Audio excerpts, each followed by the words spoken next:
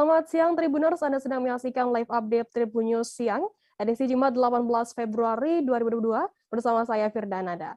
Kami akan menyajikan informasi terkini dan menarik untuk Anda, yang dilaporkan secara langsung oleh reporter kami di lapangan. Dan inilah live update selengkapnya. Kita ke berita pertama, Saudara. Wali Kota Solo Gibran Rakabuming Raka tak tampak dalam sejumlah kegiatan yang diagendakan ketika HUT ke-277 Kota Solo dilaksanakan pada Kamis 17 Februari. Setelahnya diketahui ternyata Putri Gibran yang bernama Lalembah Manah saat ini tengah sakit.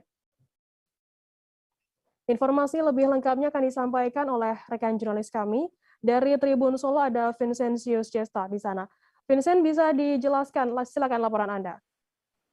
Ya, bisa kami jelaskan Tribuners bahwa pada Kamis 17 Februari kemarin adalah hari ulang tahun Kota Solo yang ke-277.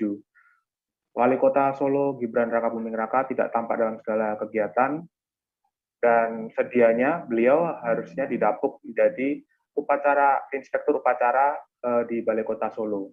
Namun tugasnya kemudian dialihkan kepada Wakil Wali Kota Solo yakni Teguh Prakoso. Saat pembacaan sambutan, Teguh Prakoso ternyata menyampaikan permohonan agar seluruh masyarakat Kota Solo mendoakan Putri Gibran yakni Lalembah Manah yang sedang sakit. Ditemui selepas acara, Teguh Prakoso menyatakan bahwa semalam sebelumnya beliau dihubungi oleh Gibran bahwa Gibran menyerahkan segala kegiatan di Pemkot Kota Surakarta atau Kota Solo untuk dihandle oleh Pak Teguh. Saat itu memang dikatakan bahwa Pak Teguh menyatakan Gibran Lalembah Manah menderita sakit, namun sakit yang diderita tidak diketahui secara jelas. Kemudian secara dalam hari itu Gibran tidak menghadiri segala acara yang ada di HUT Kota Solo. Seperti salah satunya adalah Festival Jenang Solo, kemudian dilanjutkan dengan Kirap Boyong Kedaton sore harinya, hingga malam hari yaitu ada opera, ada King Kota Solo, juga tidak dihadiri oleh Gibran Rakabuming Raka. Bisa disampaikan juga bahwa hingga saat ini Tribun Solo belum mendapatkan konfirmasi apa penyakit yang diderita oleh Lalembah Manah. Namun dapat dikatakan dari informasi yang dihimpun oleh Tribun Solo, Lalembah Manah saat ini dirawat di Rumah Sakit TNI Slamet Riyadi atau yang biasa dikenal Rumah Sakit DKT Solo. Sekretaris Daerah Kota Solo yaitu Ahyani juga mengatakan bahwa Lalembah Manah sempat rewel dalam beberapa hari terakhir sebelum dinyatakan akhirnya masuk ke rumah sakit. Demikian, Firda.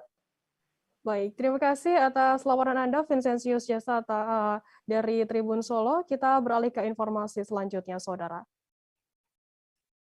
Dampak kenaikan kacang kedelai dirasakan oleh produsen dan pedagang tahu tempe di Batam. Untuk mensiasati agar usaha mereka tetap eksis, ukuran tahu dan tempe yang mereka produksi dibuat lebih kecil dari biasanya.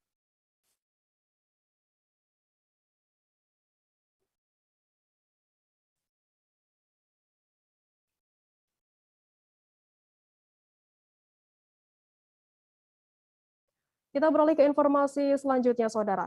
Ribuan mahasiswa dari Fakultas Sosial dan Ilmu Politik Universitas Nusa Cendana atau Undana Kupang menggelar demonstrasi pada Kamis 17 Februari. Tak hanya mahasiswa, aksi ini juga melibatkan dosen dan staf turun ke depan gedung rektorat. Aksi berlangsung sejak pukul 8 pagi waktu Indonesia Tengah dengan titik kumpul depan Fakultas Fisip Undana. Demonstran berjalan kaki menuju ke gedung rektorat. Mereka meminta agar adanya perbaikan fasilitas perkuliahan yang dinilai tidak kunjung diperbaiki dan dilengkapi. Informasi lebih lengkapnya akan disampaikan oleh rekan jurnalis kami. Dari Pos Kupang ada Irfan Hoy. Irfan, silakan laporan Anda. Baik, Firda dan Tribuners, bisa saya laporkan berkaitan dengan aksi demonstrasi yang dilakukan oleh mahasiswa dan juga dosen dari Fakultas Ilmu Sosial dan Politik Universitas Nusa Cendana di Nusa Tenggara Timur, Firda.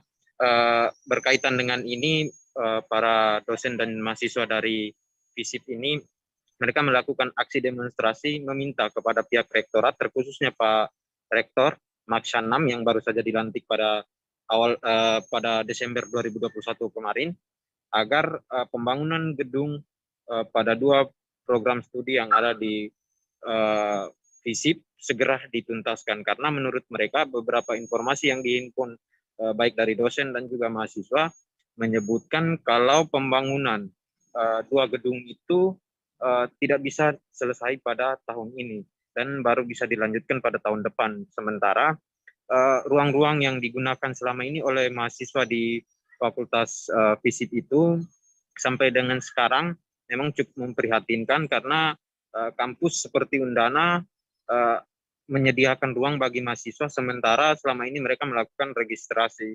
Nah, bagi para dosen dan juga mahasiswa, hal ini cukup membuat mereka kewalahan ketika melakukan aktivitas kuliah, karena sudah beberapa tahun terakhir dari tahun 2008 mereka selalu berpindah-pindah ruangan, terutama untuk 2 program studi ini.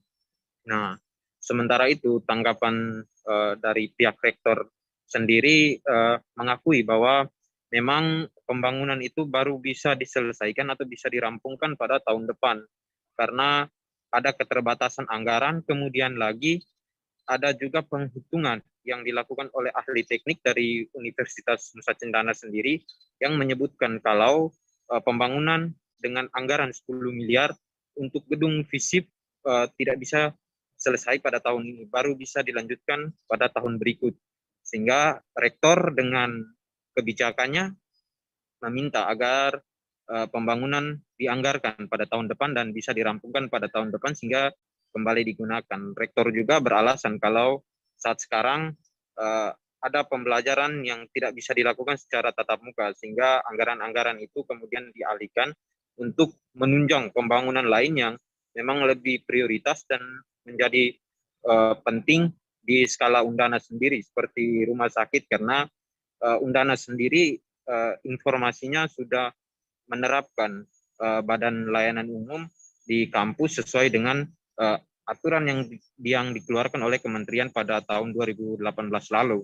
Nah, dari rektor juga menyampaikan bahwa proses pembangunan itu tidak lagi menggunakan APBN seperti pada tahun-tahun sebelumnya, sehingga ketika dengan anggaran yang seadanya ini, proses pembangunan tidak hanya difokuskan pada Fakultas FISIP, tetapi pada fakultas-fakultas lain, sehingga Rektor Makshanam meminta kepada dosen dan mahasiswa di FISIP untuk bersabar sembari mencari dan juga memberikan komunikasi yang terbaik kepada mahasiswa lain agar tidak melakukan aksi demonstrasi serupa ataukah aksi-aksi lain yang memang nantinya bisa mencoreng nama baik kampus itu sendiri. Dan rektor juga mengingatkan pastinya untuk pembangunan gedung itu akan diselesaikan pada tahun depan. Demikian, Firda. Baik, terima kasih rekan jurnalis dari Poskubang Irfan Hoy atas laporan Anda. Selamat bertugas kembali. Kita beralih ke informasi selanjutnya, Saudara. Aparat Polres Pringsewu berhasil menangkap sopir truk yang menabrak seorang mahasiswi Institut Teknologi Sumatera di Jalan Lintas Barat, Ruas Pringsewu. Sopir tersebut bernama Asep Supardi, 46 tahun, warga Kecamatan Pagelaran, Pringsewu, yang menabrak mahasiswi tersebut hingga tewas. Penangkapan terhadap sopir truk ini setelah polisi melakukan koordinasi dengan pihak keluarga sopir truk tersebut. Tersangka terancam hukuman 5 tahun penjara.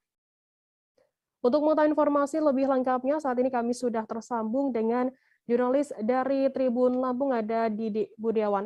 Didi, silakan laporan Anda. Oke, Firda, Tribuners dapat kita sampaikan bahwa hari Rabu, tanggal 16 Februari 2022, unit penegak hukum Satlantas Polres Pringsewu berhasil menangkap satu pelaku tabrak lari yang menewaskan salah satu mahasiswi Institut Teknologi Sumatera bernama Angela Yesa, usia 18 tahun. Peristiwa laka lantas itu sendiri terjadi di ruas Jalan Lintas Barat, Kecamatan Pringsewu, Kabupaten Pringsewu, Lampung pada Jumat 4 Februari 2022 sekira pukul 10.00 WIB. Nah, pada saat itu Anggela bersama orang tuanya, ayahnya Agustinus Triyono, mengendarai sepeda motor dan tersenggol oleh truk yang dikemudikan oleh Asep Supardi, warga Kecamatan Pagelaran. Akan tetapi pada saat itu truk tersebut sempat melindas salah satu korban, yakni mahasiswi Itra, sehingga meninggal dunia akibat cedera kepala berat. Akan tetapi pada saat peristiwa kecelakaan itu, sopir truk Asep Supardi, yaitu truk muatan kayu BE 9085 GL, tidak menghentikan laju kendaraannya. Dia lantas melarikan diri, mengambil jalan alternatif kembali pulang ke rumahnya. Dan saat itu sopir truk ini juga tidak melaporkan ke polisi. Akan tetapi sopir truk ini sempat dihantui perasaan bersalah sehingga dia memastikan kondisi korban dan mendapati korban Anggela Yesa meninggal dunia dari informasi yang beredar. Sementara pihak kepolisian Satlantas Polres Pringsewu melakukan penyelidikan atas truk yang menewaskan mahasiswa ini dan menelusuri kendaraan hingga ke Lampung dan pada akhirnya koordinasi dengan pihak terkait seperti keluarga korban dan informasi yang mendapatkan identitas sopir truk, kemudian melakukan penangkapan. Dan saat ini sopir truk sendiri sudah diamankan di Mapolres Pringsewu dan dia pun mendapatkan penanganan sesuai dengan perbuatannya.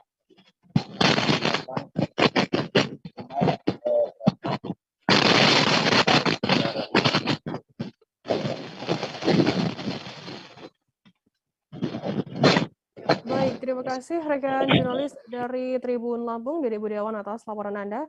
Dan tadi Tribuners, Didik juga sudah menghimpun keterangan dari AKBP Rio Cahyowidi, Kapolres Pringsewu terkait hal ini. Berikut liputannya untuk Anda. Baik, jadi pada hari Jumat, tanggal 4 bulan Februari kemarin, terjadi laka lantas di wilayah kita, di mana si korban ini dengan inisial AY, dia merupakan mahasiswi, terserempet atau tertabrak truk, kemudian jatuh dan tergilas dan meninggal dunia. Kemudian tersangka ini dengan kendaraannya, sebenarnya dia mengetahui bahwa kendaraan yang dikemudikannya dia sudah mencelakakan orang. Namun karena dia merasa panik dan takut diamuk massa, dia melarikan diri. Dia tidak mencoba membantu korban ataupun menolong, tapi dia melarikan diri. Kemudian berdasarkan kejadian tersebut, personil kami turun ke lapangan, melakukan olah TKP, pemeriksaan saksi-saksi. Kami akhirnya berhasil mendapatkan informasi-informasi tentang keberadaan tersangka ini. Melalui penelusuran yang ada, kemudian kami tindak lanjuti dengan berkoordinasi dengan keluarga tersangka ini, dan akhirnya saat ini tersangka dengan inisial AS bisa diamankan dan saat ini sudah kita tahan untuk kita proses sesuai dengan ketentuan yang berlaku. Ya baik, mungkin kendaraan itu sudah ada perubahan bentuk yang dilakukan oleh pihak-pihak tertentu.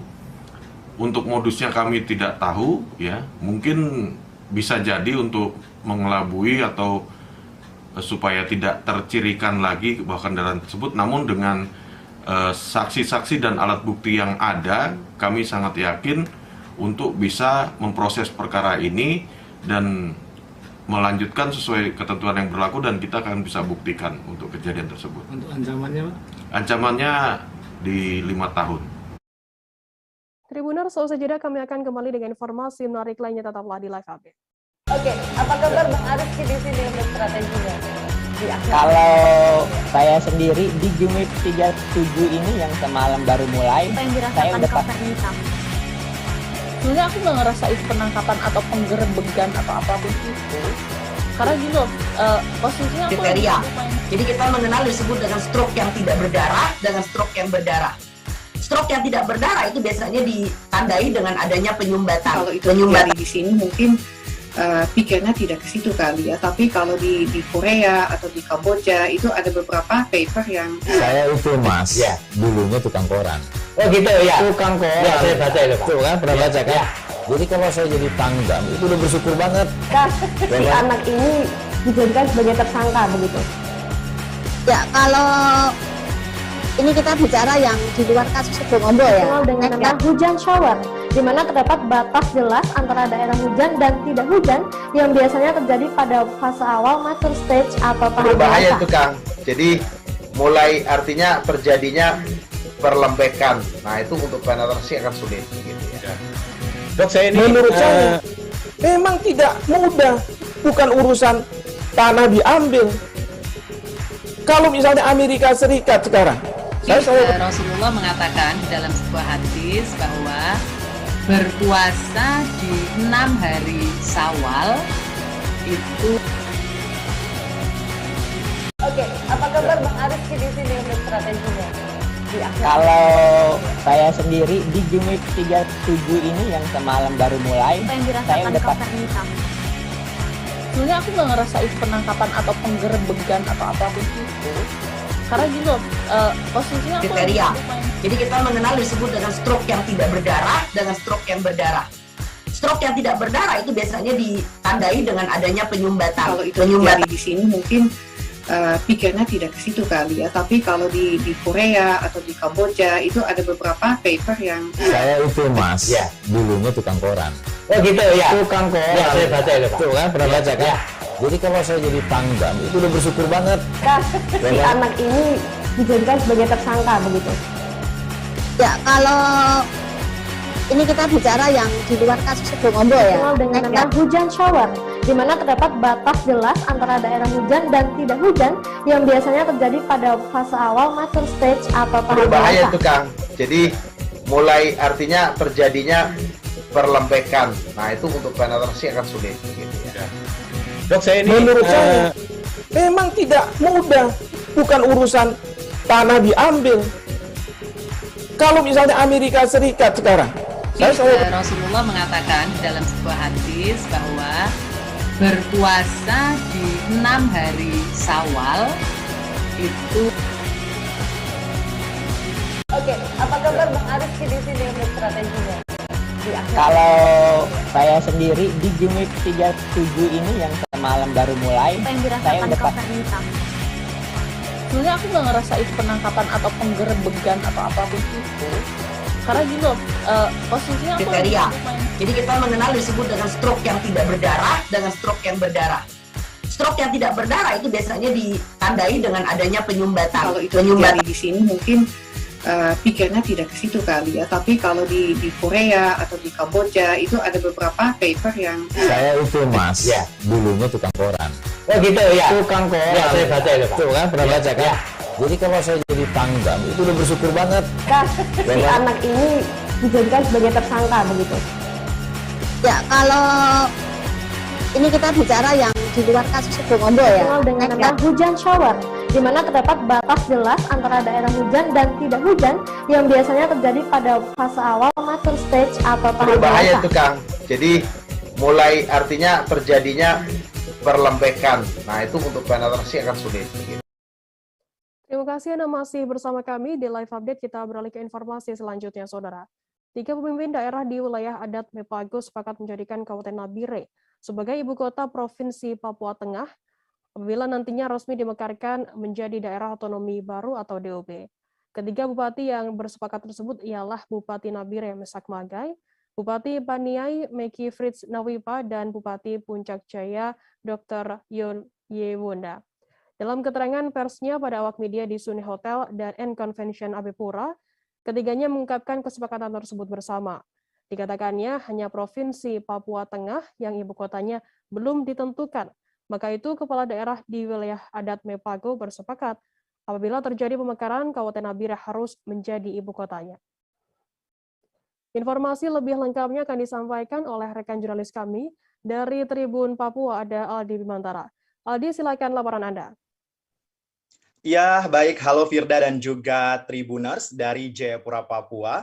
Ini terkait dengan ketetapan pemekaran wilayah di Provinsi Papua, Firda dan juga Tribuners. Kita tahu bersama bahwa Papua ini terbagi menjadi 2 provinsi, yakni Provinsi Papua dengan ibu kota Jayapura dan juga Provinsi Papua Barat dengan ibu kota Manokwari.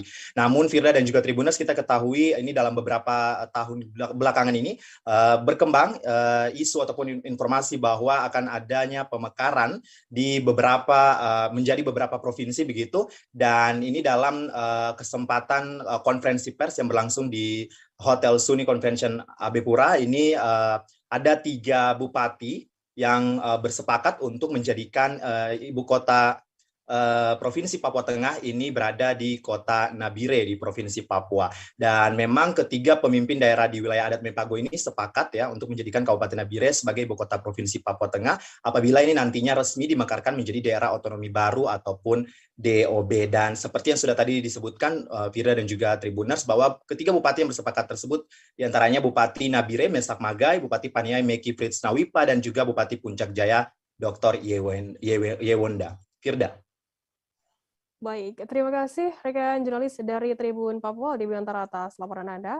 Dan tadi Tribuners, jurnalis kami juga sudah menghimpun keterangan dari Bupati Puncak Jaya, Dr. Yewonda, dan juga Bupati Paniai Meki Frits Nawipa, dan juga Bupati Nabire Mesak Magai. Berikut liputannya untuk Anda. Dari Kabupaten Paniai yang di kota di Nabire. Sehingga prinsipnya kalau apa yang disampaikan mengenai historis pemerintahan dari Kabupaten Nabire, Paniai, kemudian di Nabire, kalau Kabupaten Nabire dan Paniai sudah sampaikan, kami sebagai anak, kami tidak akan ikuti apa yang disampaikan oleh Bapak. Jadi prinsipnya kami menyetujui untuk Provinsi Papua Tengah, ibu kotanya di Nabire. Juga kan yang Pak Yasir Bupati Timika bicara itu, katanya di Timika. Jadi kalau Jakarta mau supaya ibu kotanya di Timika, kita Papua Tengah akan bergabung dengan Jayapura. Jadi kita no kompromi dengan Timika, tetap undang-undang yang berlaku pemekaran tahun 99 itu bahwa ibu kota di Nabire. No way. Jadi semua bupati sudah sepakat Bapak ya di Nabire. Jadi kalau kita sudah sepakat, hanya tinggal dia saja. Jadi kalau Provinsi Papua Tengah itu ibu kotanya di Mimika, berarti Kabupaten Nabire ini terlibat di Teluk Saireri. Lebih baik saya ikut Saireri. Ya. Jadi kami sepakat bahwa Nabire itu kota sentral. Nabire ini berbagai suku yang ada di Indonesia ini, kami ada di Nabire. Ketika dulu Kabupaten Paniai itu ibu kotanya di Nabire, maka sekarang ini warga Paniai juga berdomisili di Nabire.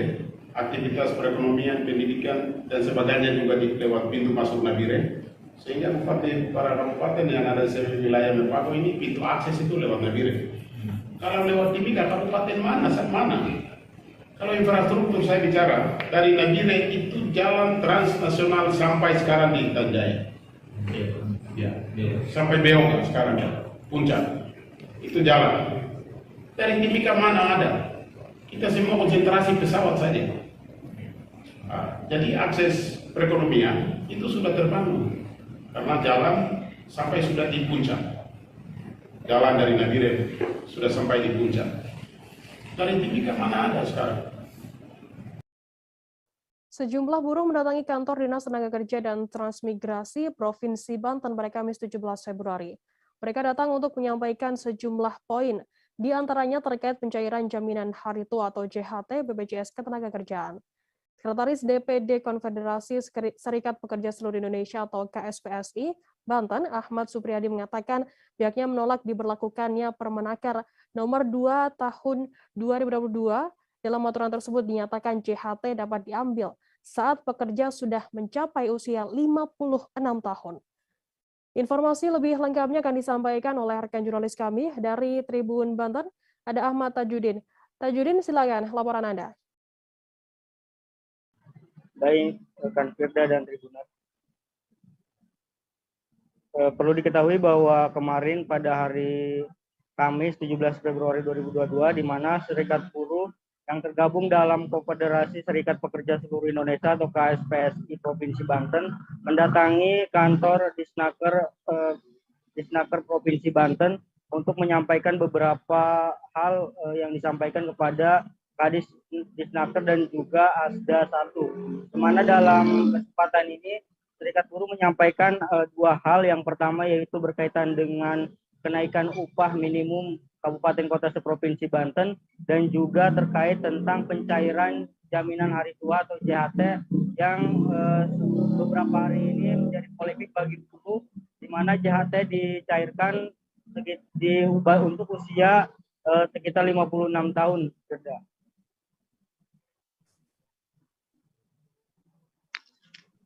Ya. Baik, terima kasih rekan jurnalis dari Tribun Banten Ahmad Tajudin atas laporan Anda. Selamat bertugas kembali. Dan tadi Tribuners, Tajudin juga sudah menghimpun keterangan dari Ahmad Supriyadi, Sekretaris DPD KSPSI Provinsi Banten. Berikut liputannya untuk Anda. Kalau kedatangan kami ke Disnaker Provinsi Banten ini, ya, yang pertama itu adalah kaitan menciptakan sebuah solusi tengah atau terobosan dari distorsi masalah upah. Kami atau kita semua kemarin sempat berpolemik tentang upah minimum di Provinsi Banten yang didasarkan kepada PP 36 tahun 2021 yang menyebabkan tidak semua kabupaten di Provinsi Banten ini mengalami kenaikan upah. Nah, sehingga kami mencoba berpikir berdasarkan suasana-suasana yang berkembang. Kalau memang upah minimum itu sudah sama sekali tidak bisa digugat karena dihubungkan dengan PP 36 tahun 2021 yang menjadi turunan dari Undang-Undang Cipta Kerja, kami ingin mengusulkan kepada Pak Gubernur Banten untuk memperhatikan upah pekerja di atas 1 tahun. Karena masalahnya adalah kalau tidak ada SK Gubernur yang menyatakan kenaikan upah, di perusahaan-perusahaan itu juga sama sekali tidak akan memperhatikan upah untuk masa kerja yang di atas 1 tahun itu. Nah, itu pertimbangan kami datang ke Dinas Tenaga Kerja Provinsi Banten pada hari ini. Hal lain, dalam kesempatan yang sekarang ini kami juga ingin menyampaikan kepada seluruh masyarakat Republik Indonesia dan juga kepada pemerintah Republik Indonesia bahwa kami, DPD Konfederasi SPSI Provinsi Banten yang berafiliasi kepada Presiden KSPSI Andi Gani Nenawea, itu menyatakan menolak kepada pemberlakuan Peraturan Menteri Tenaga Kerja Nomor 2 Tahun 2022 tentang pengambilan jaminan hari tua. Nah, di mana di dalam aturan tersebut dinyatakan bahwa pengambilan jaminan hari tua dapat dilakukan atau diambil pada saat pekerja sudah mencapai usia 56 tahun. Kami menilai bahwa Peraturan Menteri Tenaga Kerja tersebut itu sangat jahat dan sangat tidak berpihak kepada para buruh dan juga tidak mempertimbangkan kondisi-kondisi real dari masalah ketenaga kerjaan secara umum di Indonesia. Harus kemudian pemerintah pusat sebenarnya mempertimbangkan bahwa siapa pekerjanya yang saat ini bekerja di Indonesia yang mampu bekerja sampai usia 56 tahun. Itu sangat mungkin tidak ada. Seiring dengan maraknya peraturan ketenaga kerjaan yang lebih mengarahkan para pekerja itu dengan pekerja kontrak. Selesai kontrak mereka setahun, 2 tahun, atau 3 tahun, atau kemudian kontrak itu terus bergerak setiap tahunnya. Belum tentu mereka punya kesempatan untuk bekerja di tempat yang lain dengan status apapun. Bandar dan pengguna narkoba di pinggiran Sungai Deli, Jalan Brigjen Katamso, Gang Nasional dan Gang Perwira, Kelurahan Seimati, Kecamatan Medan Maimun, bubar setelah digerebek polisi pada Kamis 17 Februari. Melihat kedatangan polisi, para pelaku kocar-kacir. Bahkan sebagian pelaku kabur melompat ke dalam sungai untuk menyelamatkan diri. Saat kedatangan petugas, sebagai warga yang berada di gang tersebut meneriaki para pelaku untuk lari. Informasi lebih lengkapnya akan disampaikan oleh rekan jurnalis kami dari Tribun Medan, ada Vian di sana. Halo Vian, selamat siang, silakan laporan Anda.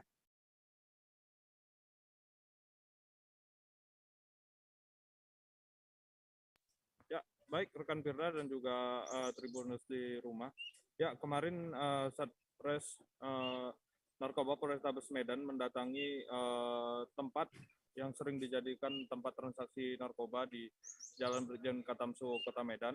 Ya, saat petugas datang, petugas langsung mengejar para pelaku. Namun setibanya petugas di lokasi, para warga yang diduga membackup para bandar narkoba ataupun pengguna narkoba ini meneriaki ke arah bawah, ke arah pinggiran sungai, bahwasanya polisi datang.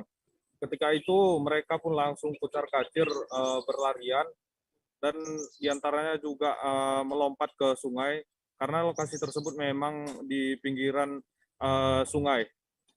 Setelah itu polisi langsung menggeledah rumah dan juga gubuk-gubuk yang dijadikan tempat sarang narkoba. Di sana petugas menemukan sejumlah alat bukti, barang bukti berupa paket-paket kecil narkoba. Namun saat itu petugas juga sempat melepaskan tembakan ke arah udara untuk tembakan peringatan kepada para pelaku ini. Saat itu petugas juga berhasil mengamankan 2 orang pemakai narkoba di lokasi tersebut. Saat ini polisi masih melakukan pengembangan terkait 2 orang yang diamankan ini. Namun untuk identitas dan juga berapa barang bukti, polisi belum membeberkan karena masih tahap pemeriksaan. Baik, begitu rekan Firda. Baik, terima kasih rekan jurnalis dari Tribun Medan, Fian, atas laporannya. Selamat bertugas kembali. Dan tadi Tribuners, Fian juga sudah menghimpun keterangan dari Kasat Narkoba Polrestabes Medan, Kompol Raffles Langgak Putra Marpaung. Berikut liputannya untuk Anda.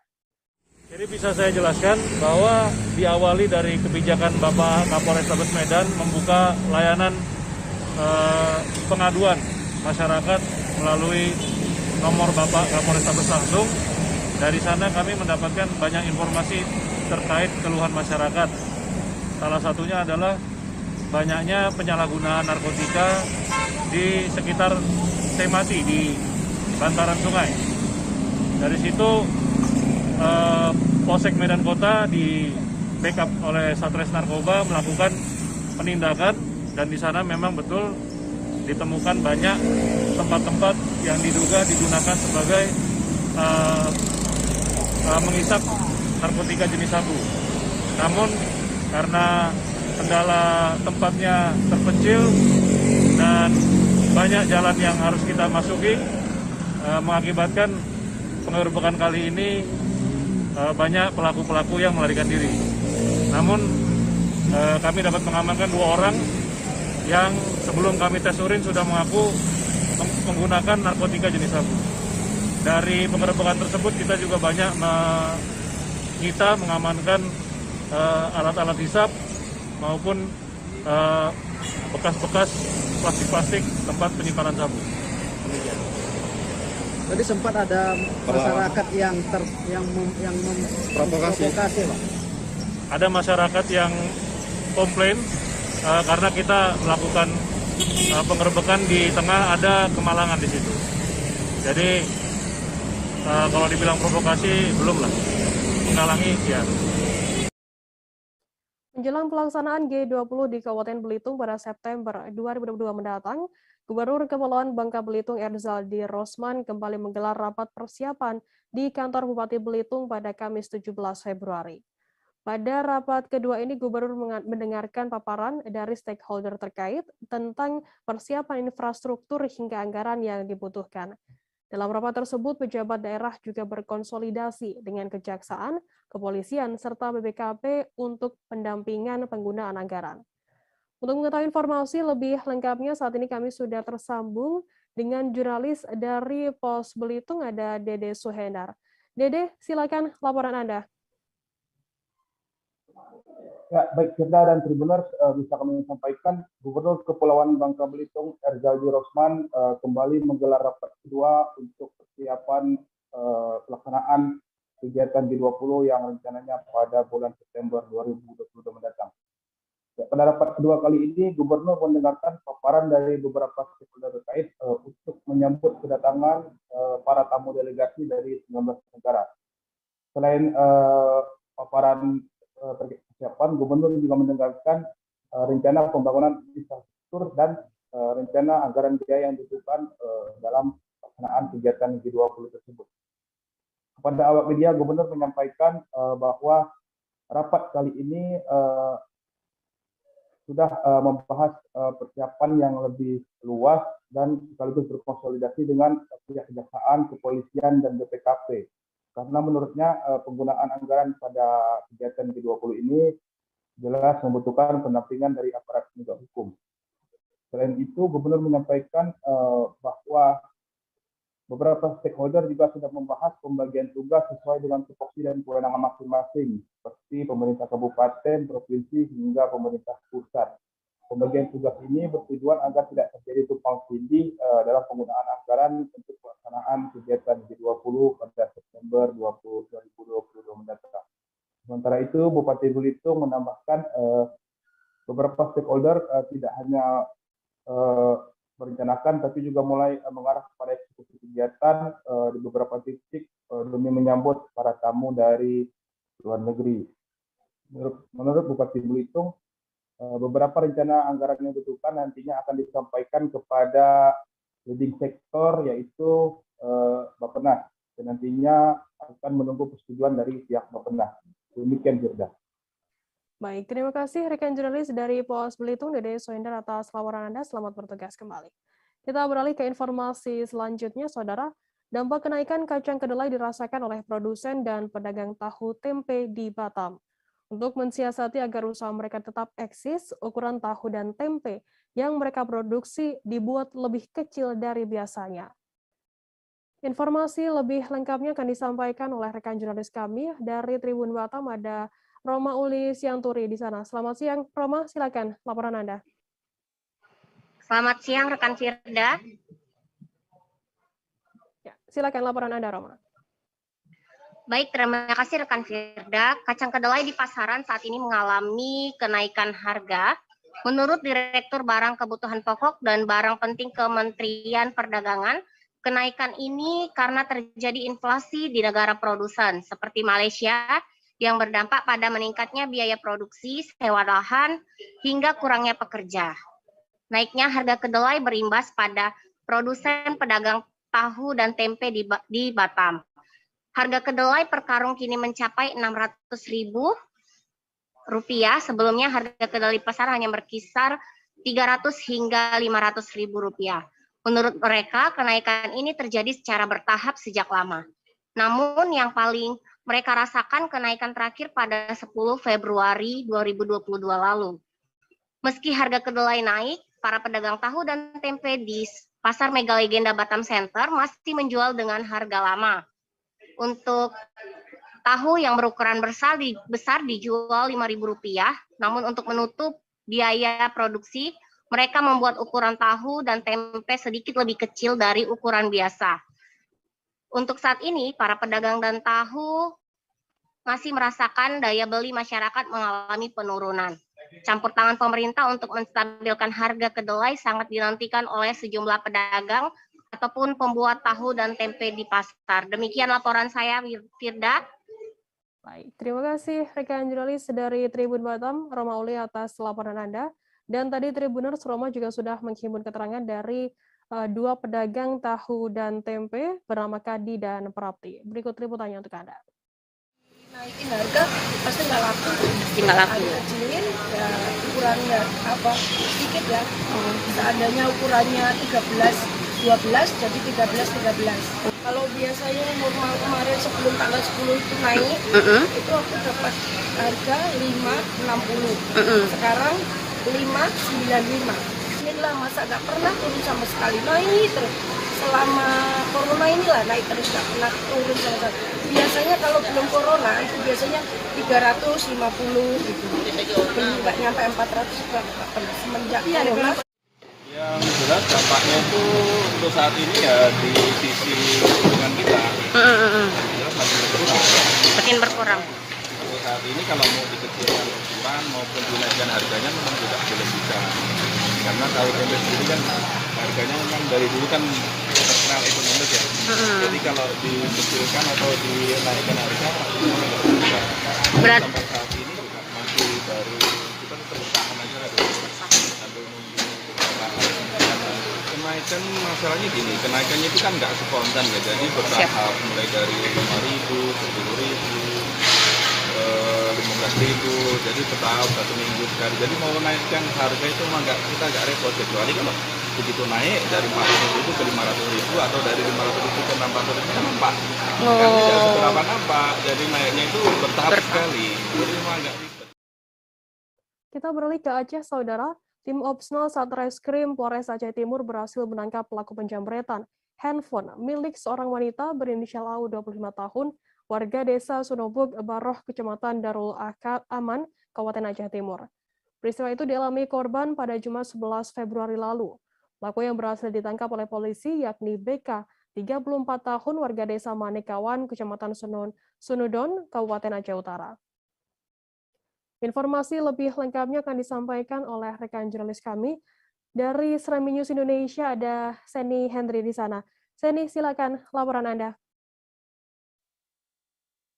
Ya, rekan Firda dan Tribuners, dapat kami laporkan bahwa beberapa hari lalu, tim Opsnal Satreskrim Polres Aceh Timur berhasil menangkap pelaku penjamretan handphone milik seorang wanita berinisial AU, warga desa Sunobug Baroh, Kecamatan Darul Aman, Kabupaten Aceh Timur.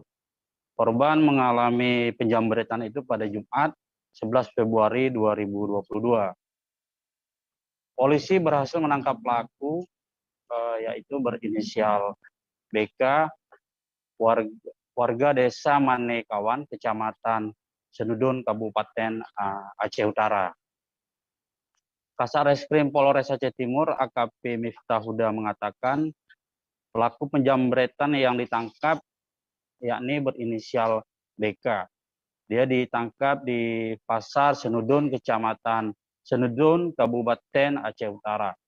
Penangkapan pelaku berawal dari informasi yang diperoleh tim Opsnal Satreskrim Polres Aceh Timur bahwa handphone milik korban sudah dikuasai oleh F, warga desa Gampung Kede, Kecamatan Senudun, Kabupaten Aceh Utara. Tak lama kemudian berdasarkan informasi itu, polisi berhasil menangkap F. Kemudian dari F diketahui bahwa handphone yang didapat F itu dia terima dari BK, dari pelaku BK, dengan cara digadai sebesar Rp1.100.000. Lalu berdasarkan pengakuan dari F, tim Opsnal Satreskrim Polres Aceh Timur berhasil menangkap BK di Pasar Senudun, Kecamatan Senudun, Kabupaten Aceh Utara. Setelah pelaku BK ditangkap oleh polisi, kepada polisi BK mengakui bahwa ia telah melakukan tindak pidana kejahatan, tindak pidana pencurian dengan kekerasan ataupun menjamret, tidak hanya di dalam wilayah hukum Polres Aceh Timur, juga sudah pernah dilakukannya sebelumnya di wilayah hukum Polres Aceh Utara.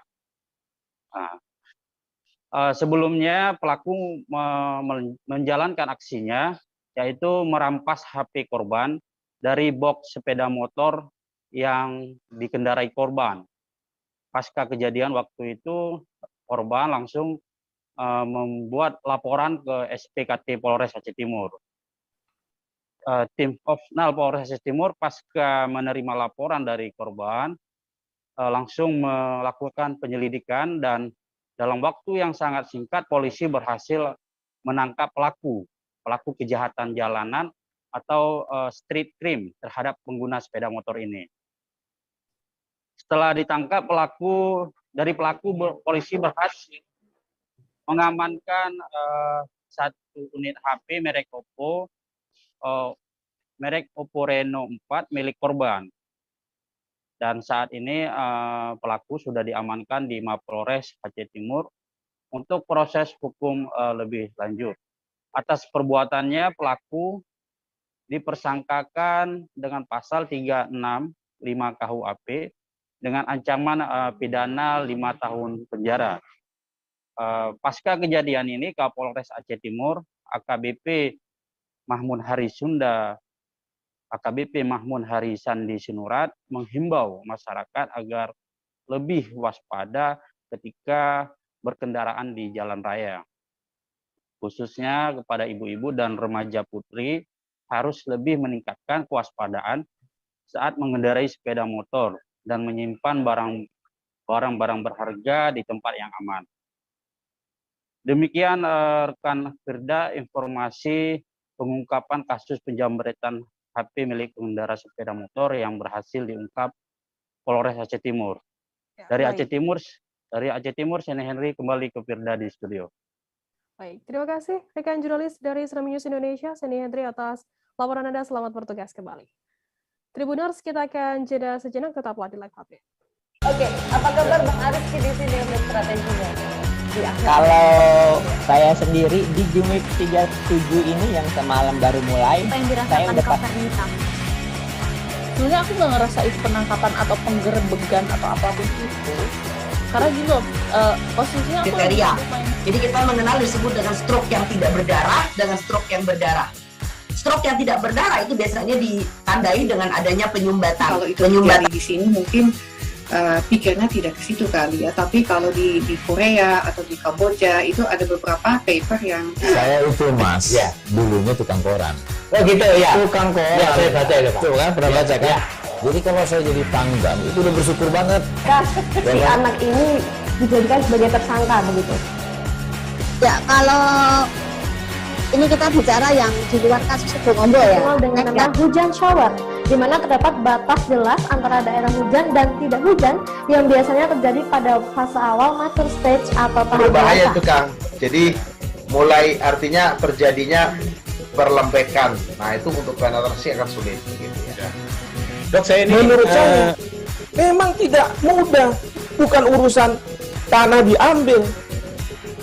Kalau misalnya Amerika Serikat sekarang, Rasulullah mengatakan dalam sebuah hadis bahwa berpuasa di 6 hari Syawal itu. Oke, apa kabar Bang Aris di sini untuk strateginya? Kalau saya sendiri di Jumip 37 ini yang semalam baru mulai, saya udah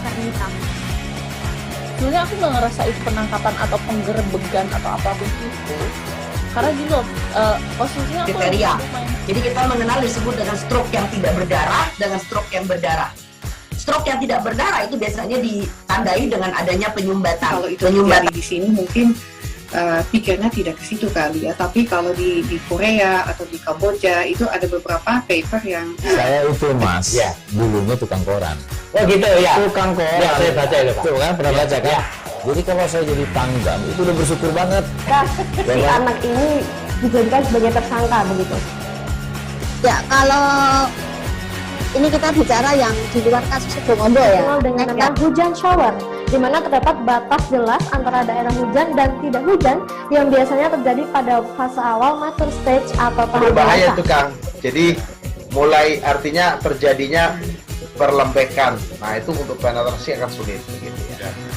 Dok, saya ini menurut saya memang tidak mudah, bukan urusan tanah diambil. Kalau misalnya Amerika Serikat sekarang, Rasulullah mengatakan dalam sebuah hadis bahwa berpuasa di 6 hari Syawal itu. Oke, apa kabar Bang Aris di sini untuk strateginya?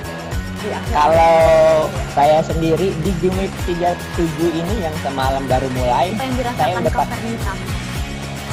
sebenarnya aku nggak ngerasa itu penangkapan atau penggerebegan atau apapun itu. Karena gini loh, posisinya kriteria. Jadi kita mengenal disebut dengan stroke yang tidak berdarah dengan stroke yang berdarah. Stroke yang tidak berdarah itu biasanya ditandai dengan adanya penyumbatan. Kalau itu terjadi di sini mungkin pikirnya tidak ke situ kali ya. Tapi kalau di Korea atau di Kamboja itu ada beberapa paper yang saya itu Mas, ya, dulunya tukang koran. Oh gitu ya. Tukang koran. Ya, saya baca itu Pak. Tuh kan pernah baca kan? Ya. Jadi kalau saya jadi tanggam itu udah bersyukur banget. Si anak ini dijadikan sebagai tersangka begitu. Ya, kalau ini kita bicara yang di luar kasus Situbondo ya. Dengan nama hujan shower, di mana terdapat batas jelas antara daerah hujan dan tidak hujan yang biasanya terjadi pada fase awal mature stage atau tahap berbahaya dewasa. itu Kang. Jadi mulai artinya terjadinya perlembekan. Nah itu untuk penetrasi akan sulit. Gitu ya. Dok, saya ini menurut saya memang tidak mudah, bukan urusan tanah diambil. Kalau misalnya Amerika Serikat sekarang, Rasulullah mengatakan dalam sebuah hadis bahwa berpuasa di 6 hari Syawal itu. Oke, apa kabar Bang Ariski di sini untuk strateginya? Kalau saya sendiri di Game Week 37 ini yang semalam baru mulai, saya udah pasti. Sebenarnya aku nggak ngerasa itu penangkapan atau penggerebegan atau apapun itu, karena gini loh, posisinya aku kriteria. Jadi kita mengenal disebut dengan stroke yang tidak berdarah dengan stroke yang berdarah. Stroke yang tidak berdarah itu biasanya ditandai dengan adanya penyumbatan. Kalau itu terjadi di sini mungkin pikirnya tidak ke situ kali ya, tapi kalau di Korea atau di Kamboja itu ada beberapa paper yang saya itu Mas, ya, dulunya tukang koran. Oh gitu ya. Tukang koran. Ya, saya baca itu Pak. Tuh kan pernah baca kan? Ya. Jadi kalau saya jadi pangdam itu udah bersyukur banget. Si anak ini dijadikan sebagai tersangka begitu. Ya, kalau ini kita bicara yang di luar kasus Sebongombo ya, dengan nama hujan shower, di mana terdapat batas jelas antara daerah hujan dan tidak hujan yang biasanya terjadi pada fase awal mature stage atau tahap berbahaya dewasa. itu Kang.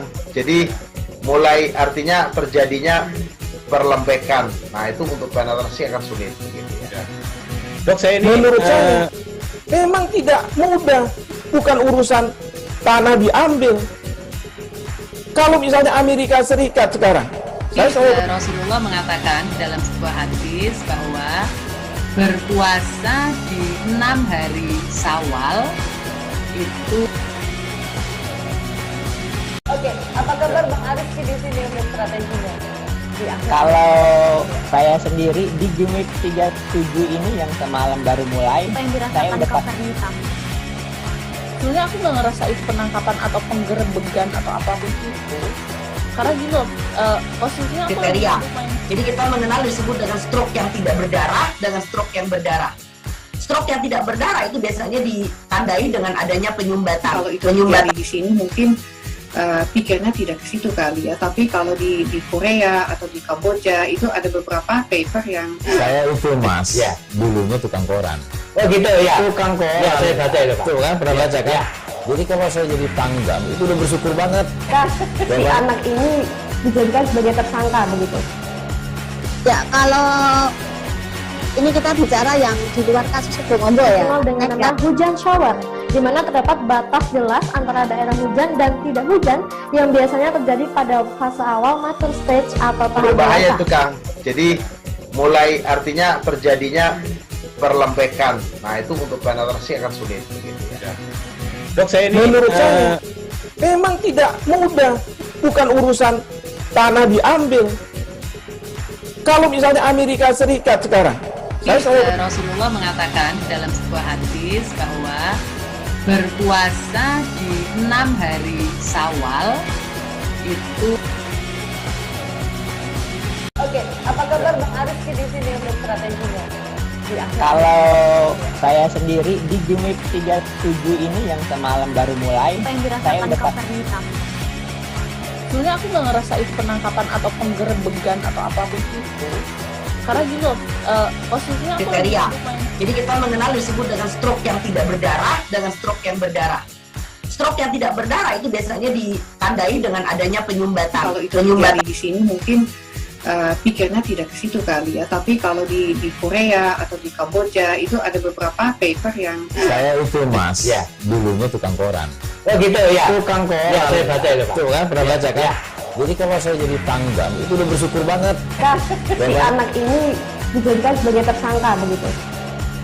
Ya, kalau ini kita bicara yang di luar kasus Sebongombo ya, dengan nama hujan shower, di mana terdapat batas jelas antara daerah hujan dan tidak hujan yang biasanya terjadi pada fase awal mature stage atau tahap berbahaya dewasa. itu Kang.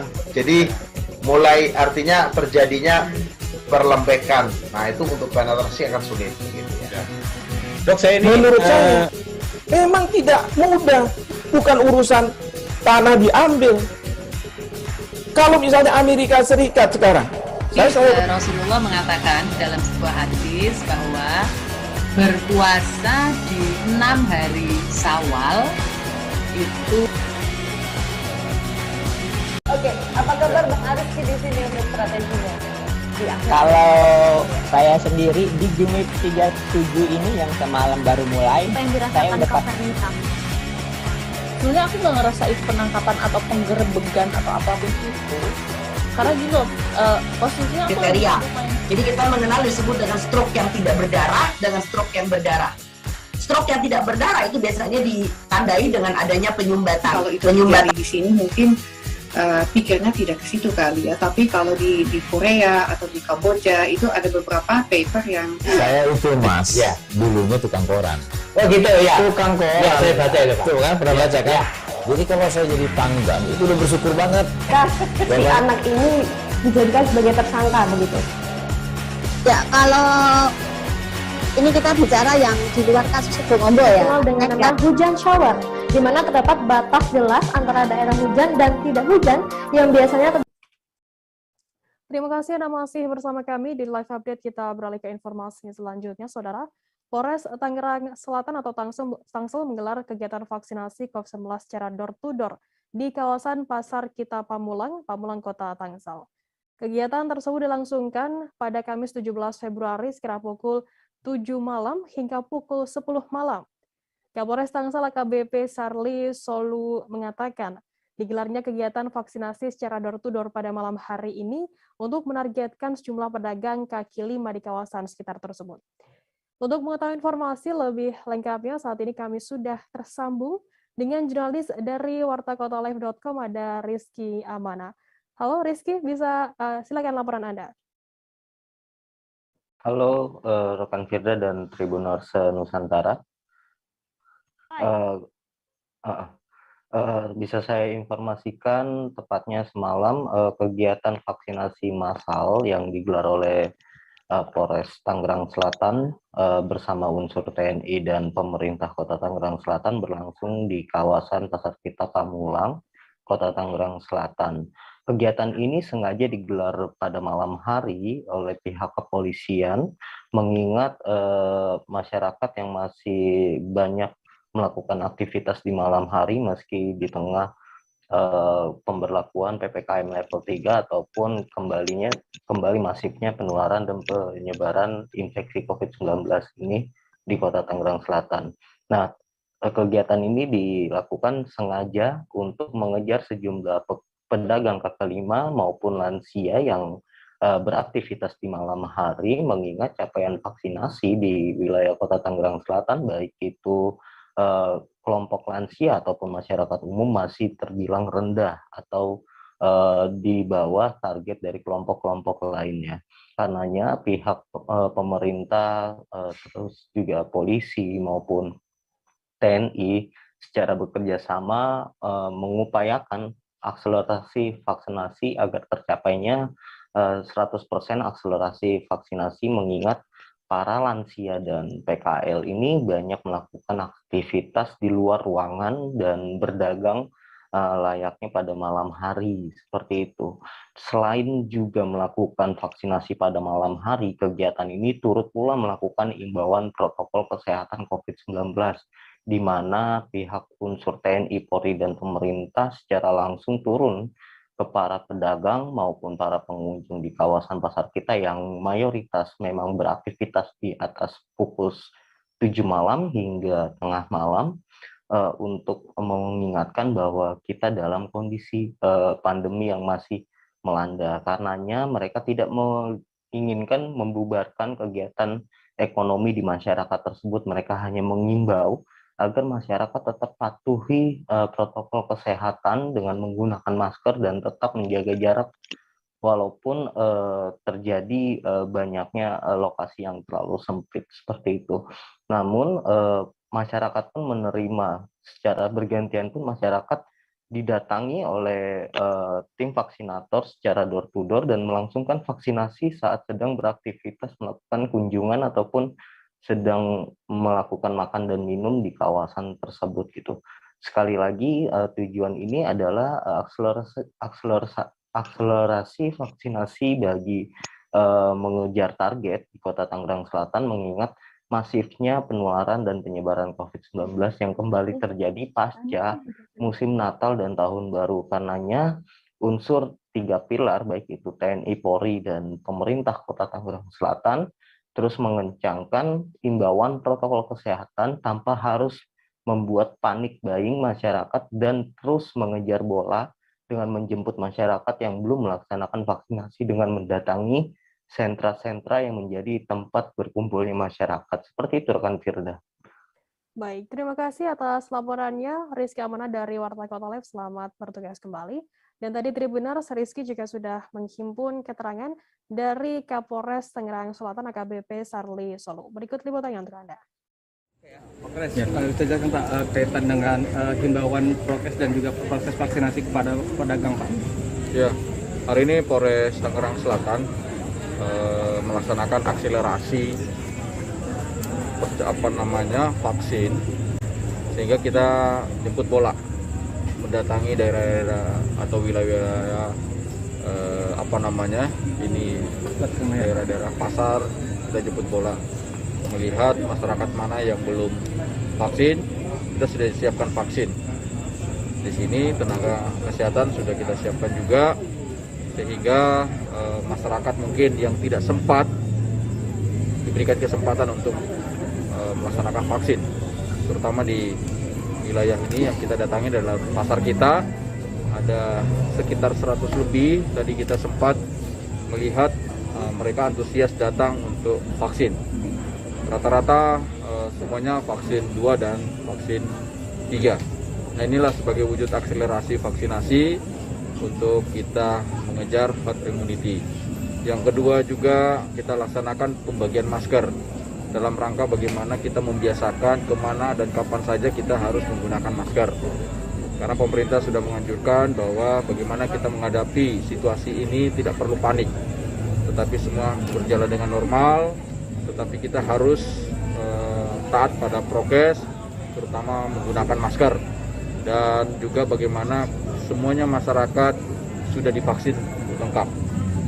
Nah, inilah kita turun langsung jemput bola, berada di tengah-tengah ruang publik, terutama di mana tempat-tempat banyak berkumpulnya masyarakat ataupun juga kegiatan-kegiatan aktivitas masyarakat kita datangi.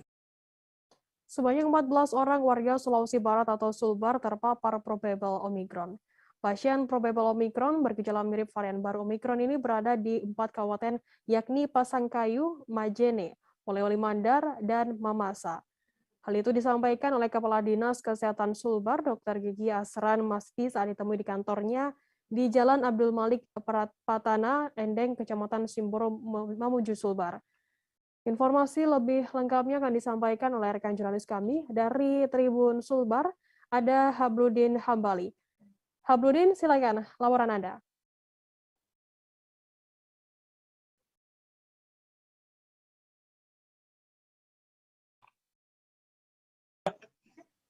Ya, Perda dan Tribuners dapat saya informasikan bahwa pada Kamis kemarin, tepatnya tanggal 17 Februari tahun 2022, pihak Dinas Kesehatan Provinsi Sulawesi Barat telah menemukan adanya 14 orang Sulbar yang terpapar probable Omicron, yang di mana 14 orang ini terpapar pada saat perjalanan ke luar daerah Sulawesi Barat itu sendiri.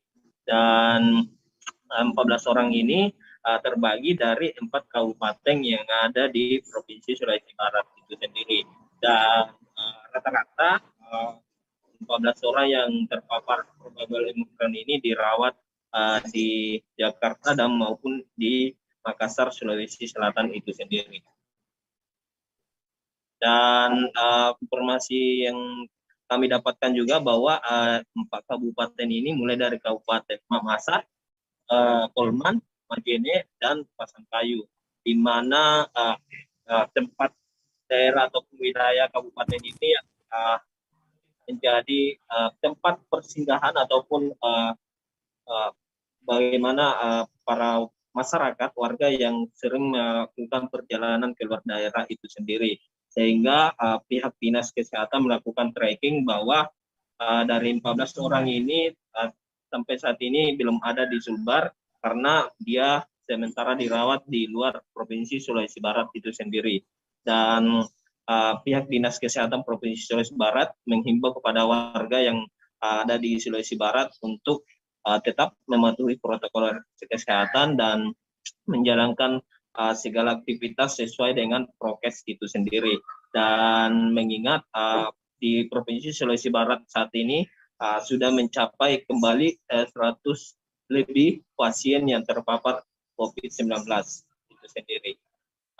Dan terakhir penyampaian dari Dinas Kesehatan Provinsi Sulawesi Barat bahwa ke depan pihaknya telah melakukan koordinasi setiap kabupaten untuk menyiagakan agar tidak masuknya Omikron di Provinsi Sulawesi Barat ini sendiri.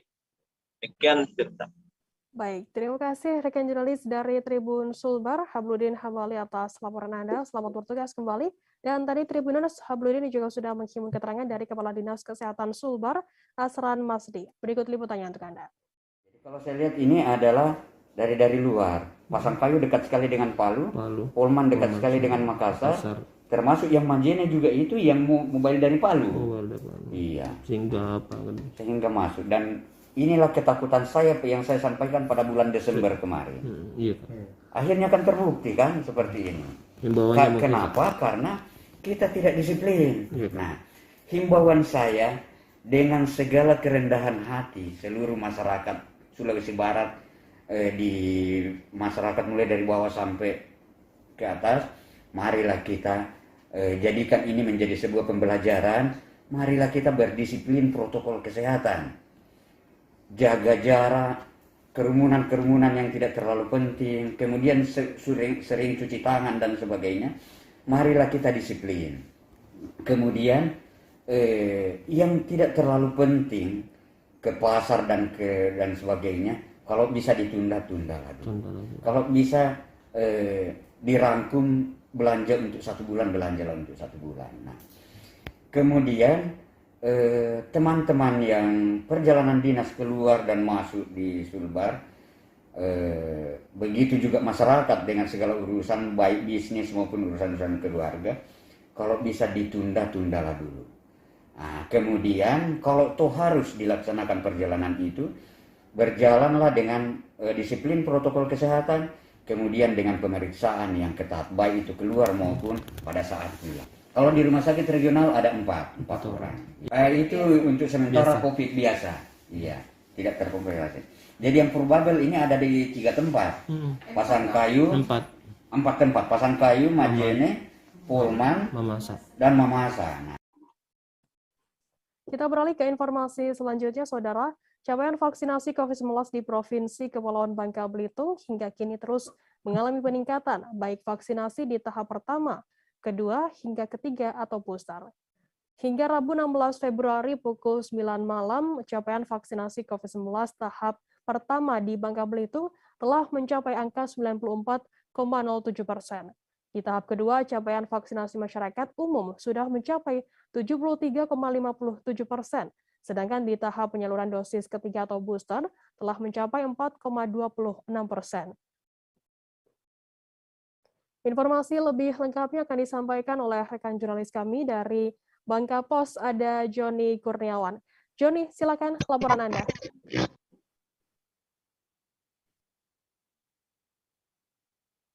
Ya, silakan Joni, laporan Anda.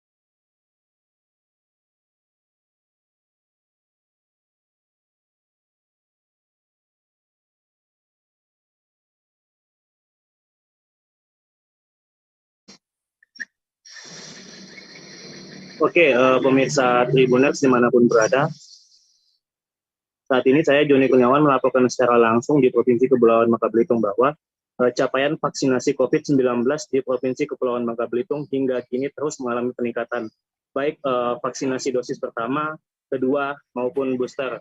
Hingga 16 Februari, tepatnya pukul 21.00 waktu Indonesia Barat, capaian vaksinasi COVID tahap pertama di Provinsi Bangka Belitung sudah mencapai angka 94, sekian persen.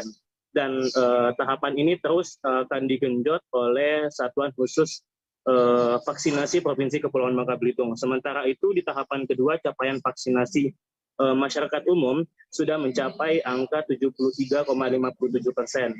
Adapun vaksinasi ketiga ataupun booster itu sudah mencapai 4,26%, begitu. Sementara itu vaksinasi untuk masyarakat lanjut usia juga terus dilakukan dan saat ini sudah mencapai angka 70%. Demikian pula juga vaksinasi untuk anak-anak usia 6 hingga 11 tahun, di mana di Provinsi Kepulauan Bangka Belitung hingga kini vaksinasi untuk anak-anak usia 6 sampai 11 tahun itu sudah mencapai 90%. Kapolda Kepulauan Bangka Belitung, Irjen Pol Yan Sultra, optimis dan mengakui akan mengejar angka vaksinasi tahap pertama itu mencapai 100% pada akhir Maret 2022 mendatang. Dan juga untuk vaksinasi anak ini ditargetkan oleh Irjen Pol Yan Sultra akan rampung atau mencapai 100% di akhir Februari ini. Demikian disampaikan oleh Kapolda Kepulauan Bangka Belitung saat memantau langsung pelaksanaan vaksinasi di Lapas 2A Pangkal Pinang, di mana beliau menyampaikan hingga kini vaksinasi akan terus dikejar, digenjot, dan ditingkatkan di tengah masyarakat. Di Provinsi Kepulauan Bangka Belitung saat ini juga sedang dikhawatirkan oleh Omikron, varian COVID Omikron, dan di dalam sambutan ataupun sambutan Kapolda Kepulauan Bangka Belitung, beliau mengingatkan dua pesan Presiden Jokowi, yaitu untuk tetap mengejar mengikuti program vaksinasi demi kepada masyarakat sehingga membantu pencegahan penyebaran COVID-19. Dan juga yang kedua pesan Irjen Pol Yan Sultra yaitu tetap menggunakan masker sebagai kunci utama protokol kesehatan demi mencegah penyebaran COVID. Demikian Joni melaporkan langsung di Provinsi Kepulauan Bangka Belitung, kembali kepada Firda di studio. Baik, terima kasih rekan jurnalis dari Bangka Pos Joni Kurniawan atas laporan Anda. Selamat bertugas kembali. Dan tadi Tribuners Joni juga sudah menghimpun keterangan dari Irjen Pol Yan Sultra Kapolda Kepulauan Bangka Belitung. Berikut liputannya untuk Anda. Hari ini memang langsung dipantau Bapak Presiden melaksanakan vaksinasi serentak di seluruh Indonesia. Ya, kita lihat kita bersama-sama terus dengan TNI, Pemda, kemudian sama membantu pemerintah daerah untuk mengenjot pelaksanaan vaksinasi ini. Terutama kita sudah mulai booster, jadi booster sudah dilaksanakan. Tadi sudah disampaikan Pak Wagub, kita bersyukur bahwa vaksinasi yang umum sudah targetnya itu sudah 94,sekian%. Nah ini kita genjot, mudah-mudahan di akhir bulan Maret sudah 100%, ya 100%. Juga lansia juga sudah di atas 70%, dan juga anak-anak juga sudah di atas 90%.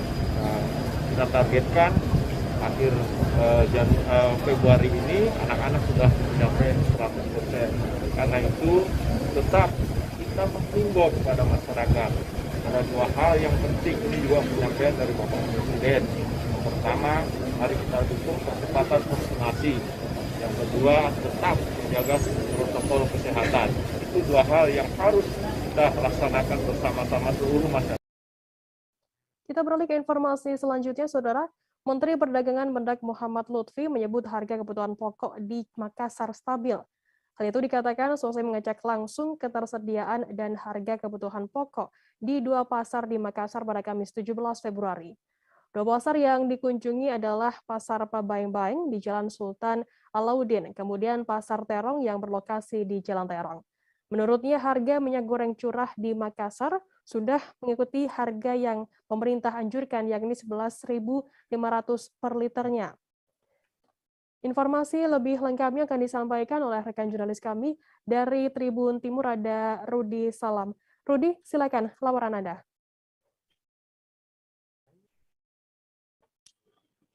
Ya, baik Firda dan Tribuners, memang Menteri Perdagangan atau Mendak Muhammad Lutfi menyebut bahwa harga kebutuhan pokok di Kota Makassar masih stabil. Hal itu diutarakan oleh Mendak Lutfi saat berkunjung di Kota Makassar dan mengunjungi dua pasar yang ada di Kota Makassar.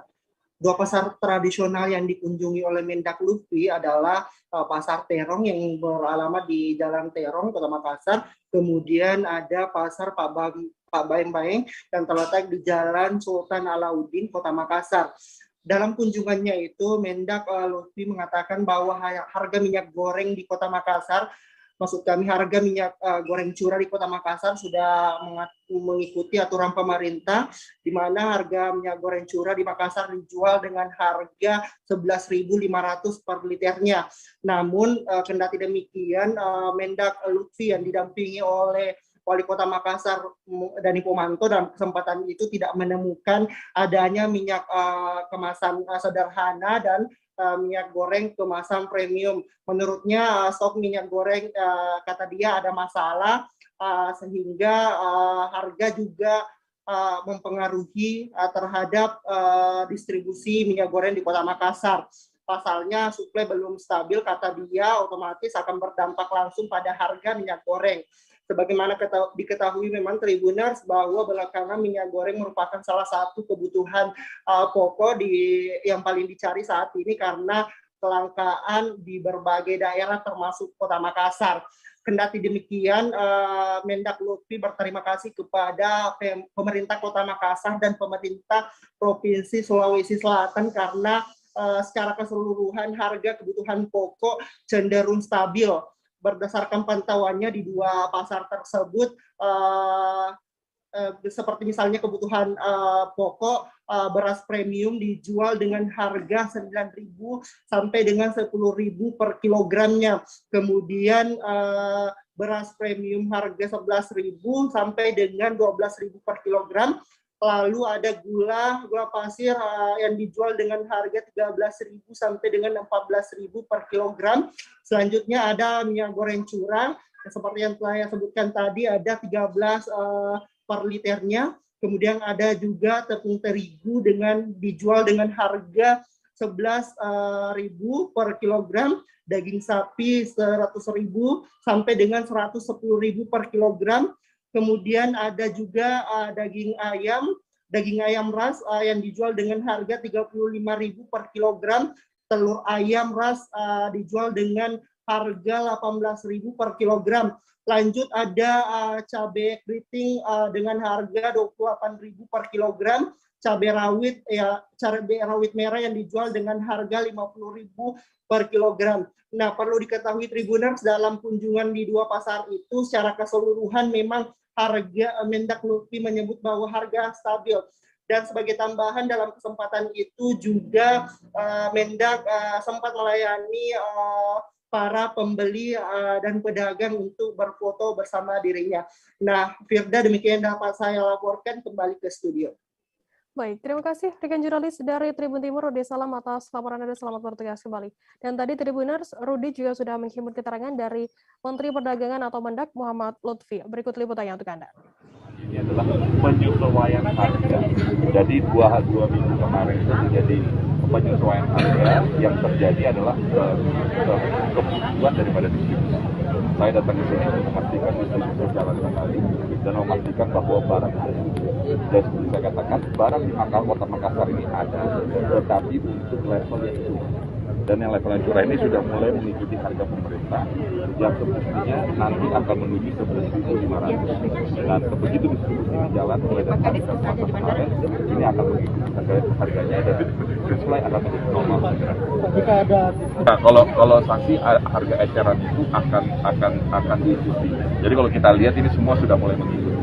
Yang belum ada itu karena supply-nya belum stabil, maka harga belum bisa disamakan. Tetapi dalam minggu ke depan, menurut hitungan kita sudah beres. Jadi kalau bulan Februari itu kita memerlukan sekitar 280 juta liter, ya, sampai hari kemarin, dalam 3 hari kemarin sudah dipenuhi seperti janji.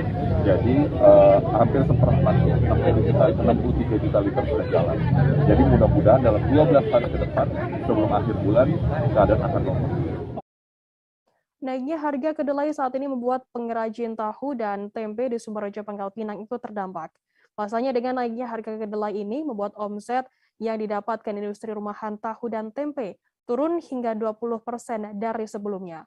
Pengrajin tahu dan tempe di Sumberjo, Siti Nurhayati, mengatakan jika kenaikan harga kedelai ini sudah terjadi beberapa bulan terakhir, di mana saat ini harga kedelai yang dibelinya mencapai Rp12.000 per kilogram. Naiknya harga kedelai saat ini membuat produksi tahu dan tempe pun ikut dikurangi, yang mana saat ini perharinya ia hanya memproduksi tahu dan tempe sebanyak 50 kg.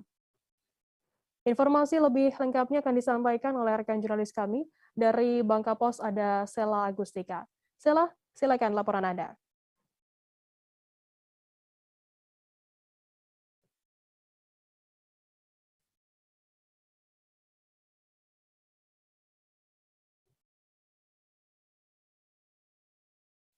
Halo rekan Sela. Halo Firda, bisa Sela, silakan laporan Anda. Baik, terima kasih. Naiknya harga kedelai saat ini sangat berpengaruh terhadap penghasilan atau omset dari pengrajin tahu dan tempe di Kota Pangkal Pinang sendiri, di mana dengan naiknya harga kedelai saat ini, omset yang didapatkan para pengrajin ini mengalami penurunan hingga 20%. Diketahui saat ini harga kedelai yang dibeli para pengrajin tahu dan tempe di pasar ini berada di kisaran Rp 12.000 per kilogram. Sementara harga kedelai sebelumnya dibeli para pengrajin tahu dan tempe ini berada di kisaran Rp 8.000 per kilogram. Naiknya harga kedelai saat ini tentunya membuat para pengrajin tempe mengurangi produksi dari pada hari biasanya, di mana pada hari biasanya para pengrajin tahu dan tempe ini memproduksi tahu dan tempe di kisaran 80 kg per harinya, sedangkan saat ini mereka hanya memproduksi sekitar 50 kg per harinya. Sementara itu naiknya harga kedelai saat ini juga membuat omset para pengrajin tahu tempe ini terjadi penurunan hingga 20%. Dan untuk saat ini juga para pengrajin tahu dan tempe ini sendiri tidak mengurangi porsi dari ukuran tahu dan tempe sendiri, karena mereka ini khawatir akan tidak lakunya jualan dari produk tahu dan tempe mereka sendiri. Diketahui saat ini para pengrajin tahu tempe ini sendiri masih menjual harga tahu dan tempe dengan harga normal di hari biasanya dan belum terjadi kenaikan. Untuk harga tahu dan tempe ini sendiri dijual, untuk tahu sendiri dijual ke para tengkulawak ini dengan kisaran harga Rp 700 per biji, sedangkan untuk tahu sendiri dijual Rp 200 hingga Rp 300 per biji sesuai dengan ukuran dari tahu itu sendiri. Nah, para pedagang atau pengrajin tahu dan tempe ini sendiri berharap naiknya harga kedelai ini dapat diatasi oleh pemerintah pusat, di mana mereka berharap pemerintah dapat kembali menurunkan atau menormalkan harga kedelai saat ini. Baik Firda, terima kasih. Terima kasih rekan jurnalis dari Bangka Pos, Sela Agustika, atas laporan Anda. Selamat bertugas kembali. Dan tadi Tribuners, Sela juga sudah menghimpun keterangan dari pengrajin tahu dan tempe di Sumberjo Pangkal Pinang bernama Siti Nurhayati. Berikut liputannya untuk Anda. Kalau segi ukuran sih tetap aja kami, nggak ada pengurangan. Karena pemasarannya susah nanti kalau dikurangi. Kita beralih ke informasi selanjutnya, Saudara. Rumah Sakit Panti Wilasa Dr. Cipto Kota Semarang pun kewalahan menampung pasien corona. Dari kuota kamar 21 kamar isolasi, 26 pasien dirawat di ruang isolasi, dan 4 orang dirawat di instalasi gawat darurat. Hal itu disampaikan oleh Humas Rumah Sakit Panti Wilasa Dr. Cipto Kota Semarang Petrus Agustinus pada Kamis 17 Februari. Padahal pada pekan lalu, pada Rabu 9 Februari, pasien yang dirawat di Rumah Sakit Panti Wilasa hanya 4 pasien COVID-19 dirawat dan 4 pasien suspek yang dirawat. Informasi lebih lengkapnya akan disampaikan oleh rekan jurnalis kami dari Tribun Jateng, ada Amanda Rizkyana di sana. Amanda, silakan laporan Anda. Selamat siang, Firda. Baik, saya Amanda Rizkyana melaporkan bahwa Rumah Sakit Mandi Wilasa Dr. Cipto, Kota Semarang, kewalahan menampung pasien virus corona. Dari kuota kamar sebanyak 21 untuk kamar isolasi, per Kamis tanggal 17 Februari 2022 siang, sebanyak 26 pasien dirawat di isolasi dan 4 pasien dirawat di instalasi gawat darurat. Hal itu disampaikan oleh Humas Rumah Sakit Mandi Wilasa Dr. Cipto Kota Semarang, Petrus Agustinus. Padahal bila dibandingkan dengan pekan lalu pada Rabu tanggal 9 Februari 2022, pasien yang dirawat di Rumah Sakit Mandi Wilasa hanya 4 pasien COVID dan 4 pasien suspek yang dirawat. Pihak Rumah Sakit Wilasa Dr. Cipto mengaku kewalahan menghadapi jumlah pasien rawat inap yang melonjak hampir 4 kali lipat dibandingkan pekan lalu. Padahal pada pekan lalu rincian pasien hanya 1 pasien rujukan COVID, 5 pasien isolasi mandiri, lalu 4 pasien rawat inap COVID, 3 pasien suspek rujukan, 41 ada laporan 41 pasien suspek isolasi mandiri dan 4 pasien suspek rawat inap. Dari semua pasien memang mereka merupakan pasien yang mengajukan rawat inap mandiri dengan keluhan mulai dari sedang hingga berat, dan itulah yang membuat mereka diharuskan dirawat di rumah sakit. Lalu adanya lonjakan aktivasi pasien COVID membuat pihak Rumah Sakit Mandi Wilasa Dr. Cipto berencana menambah kuota kamar isolasi. Keputusan tersebut akan dipastikan pada hari ini, hari Jumat tanggal 18 Februari 2022, dan diprediksi dalam 2 pekan akan terjadi lonjakan peningkatan angka pasien COVID. Lalu menambahkan keterangan dari Pak Agustinus, Dr. Ahmadiyah Ivana Hartanto atau Dr. Tia, dokter di Rumah Sakit Mandi Wilasa Dr. Cipto Kota Semarang, pada keluhan pasien corona dan diperkirakan ini merupakan pasien dengan gejala Omikron, lebih banyak mengeluhkan adanya masalah di area pencernaan. Karena secara umum untuk demam, nyeri kepala, nyeri tenggorokan, nyeri telan, batuk, dan pilek memang dialami seperti pada gejala-gejala atau simptom corona sebelumnya. Namun berdasarkan kasus yang masuk di instalasi gawat darurat Rumah Sakit Mandi Wilasa Kota Semarang, Mandi Wilasa Dr. Cipto Kota Semarang, pada varian Omikron tidak separah varian Delta, karena ketika pasien datang lalu mengeluhkan adanya gangguan pada area pencernaan seperti mual dan muntah, setelah dilakukan swab antigen ternyata hasilnya positif.